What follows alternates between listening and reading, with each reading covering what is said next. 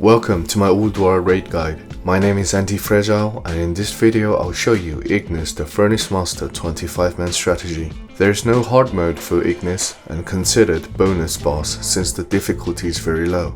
Ignis uses the following skills. First skill is Flame Jets, which is non-interruptible skill that all raid members must stop casting and wait for the skill to be used and then continue to cast again. This is because it interrupts any spells being cast and put you in 8-second silence. Therefore, it is critical that all raid members stop what they were doing and let Flame Jets pass by. Second skill is Scorch, which fires a jet of flame in front of the caster within 30 yards and leaves a massive fire underground that all raid members must move quickly to avoid any incoming damage from this skill. The longer you stand on this area, you will quickly build Molten Debuff, which gives out flames causing additional fire damage to anyone within 7 yards.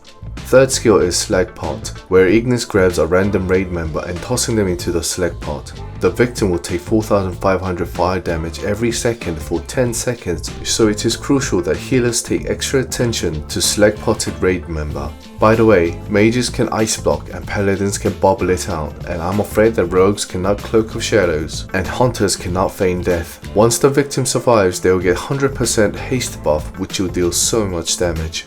As the fight progresses, the boss spawn iron constructs located around the field, and when they wake up, off-tanks need to quickly pick the trash up and park them on top of scorched ground to stack Molten Debuff. As soon as the iron constructs reaches 10 stacks, off-tank will quickly bring them into the water so that they become brittle, which is when all casters DPS them down. However, I would like to remind the off-tank to make sure that you bring them to a safer water spot where no raid members are located, since iron constructs will explode when they die, causing a massive damage to raid members. If you decide to ignore iron constructs and let off-tanks to hold on to them, please note that Ignis will gain 20% damage increase buff per iron construct, which will deal a lot of damage to the main tank, so I would advise you to handle the number of iron constructs accordingly. There are many ways to tackle this boss, but I recommend tanking the boss near the water. This way you will minimize the risk of any raid members to be on top of Scorch and gives a better coordination for tanks. Therefore, only tanks need to move around and melee to position accordingly, while casters and healers just stay in the water to maximize their damage output. When you pull the boss, the main tank will start in the water to burn out the first Scorch. Then the main tank will position Ignis so that the boss is facing the opposite direction to create Scorch on the ground.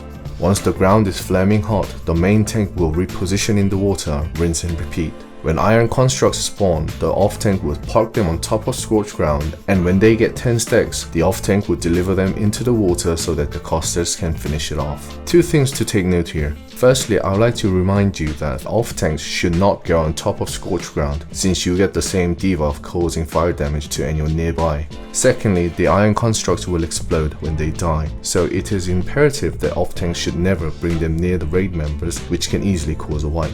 So this is pretty much it for Ignis. Easy peasy and good luck.